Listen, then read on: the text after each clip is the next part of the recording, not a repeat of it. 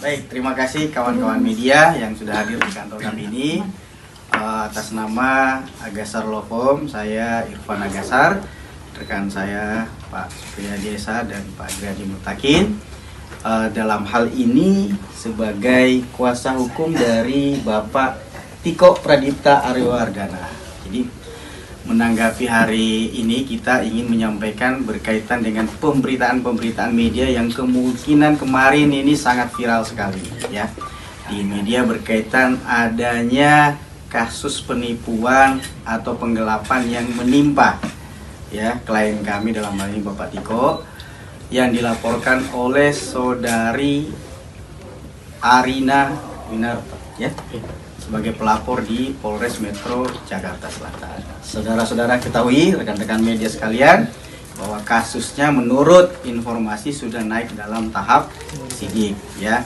Dan kita juga coba untuk memflashback bahwa laporan polisi ini terjadi di tahun 2022.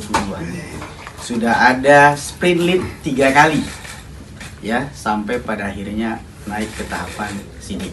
Nah, kita kembali ke dalam proses kasusnya. Kenapa sampai timbul dugaan penggelapan dan penipuan? Kalau kita lihat di laporan, sebenarnya tidak ada penipuan di laporannya. Yang ada adalah penggelapan dalam jabatan 374. Tapi yang viral adalah Tiko atau klien kami ini melakukan penipuan, sehingga framingnya terlalu liar gitu loh. Sehingga kami mencoba untuk memberikan klarifikasi terhadap pemberitaan yang kemarin sempat viral. Jadi saya tegaskan bahwa yang bersangkutan melaporkan khusus pasal tunggal 374. Nanti diklarifikasi mungkin ke pihak kepolisian, dan pihak kepolisian juga baik dari sisi laporan dugaan adanya penggelapan atau penipuan yang dikatakan oleh pelapor 6,9 miliar, klarifikasi dari polisi menyatakan tidak sampai segitu. Jadi angkanya saja ini confuse antara pelaporan dengan sisi polisi. Tetapi ada hal yang penting saudara-saudara sekalian, rekan-rekan media, yang perlu diketahui bahwa kasus ini bermula dari persoalan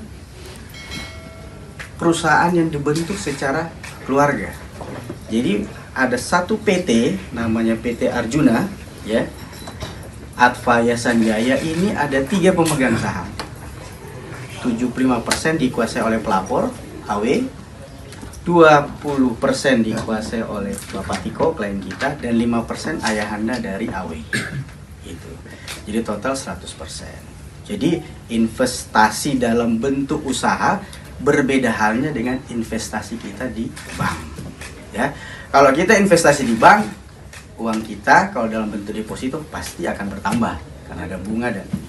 Tapi kalau dalam bentuk usaha, ya tentu tergerus dengan biaya sewa, tergerus dengan biaya karyawan, supplier, apalagi bisnisnya ini dibuka dengan sistem kekeluargaan dan sifatnya pelaporannya itu ya dulu kan masih suami istri ya. Jadi cenderung diselesaikan, dibicarakan di rumah, tempat dinner, sambil jalan, dan itu semua terkonfirmasi baik lisan maupun tertulis. Kalau yang bersangkutan menjabat sebagai komisaris, seharusnya kalau terjadi permasalahan terhadap perusahaan tersebut, sebagai komisaris nih, saya harus menanyakan kepada direksi, dalam hal ini Tiko, walaupun suaminya pada saat itu, bagaimana perusahaan, lancar atau tidak, rugi atau tidak. Jangan hanya mau untung nggak mau rugi nih, ya kan? Kalau dia menjalankan posisinya dalam motivasi laporan polisi di Polres sebagai komisaris, kita bertanya, Anda sebagai komisaris pada saat itu sudah menjalankan fungsi sebagai komisaris atau tidak? Sudah pernah meminta pertanggungjawaban atau menanyakan perihal laporan hari ini ke polisi bahwa perusahaan rugi, ada penggelapan? Nggak pernah ada proses-proses seperti itu. Kalau motivasinya dia melaporkan sebagai pemegang saham, karena dia pemegang saham, apakah pernah Anda meminta pertanggungjawaban direksi, dalam hal ini klien kita, dalam rapat umum pemegang saham? Itu perlu, karena kita membuat satu PT. Undang-undang PT jelas, kalau ada hal-hal tertentu, organ tertingginya adalah rapat umum pemegang saham. Ini sama sekali tidak pernah dilakukan.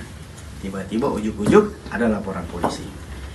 Ada lagi yang ketiga, menurut dugaan kita nih, motivasinya mungkin ya persoalan rumah tangga yang belum tuntas, ya. Harusnya kan bisa selesai sebelum bercerai, ya. Tapi tidak selesai, ya. Ya saya bisa mengatakan dugaannya ini ya, tanda kutip ya, gagal move on lah ya. Ya orang melihat pilihan Mas Tiko sudah bahagia dengan pilihannya, terus dibombardir dengan pemberitaan seperti ini 2 tahun setelah laporan polisi, ini juga kan ya subjektivitas.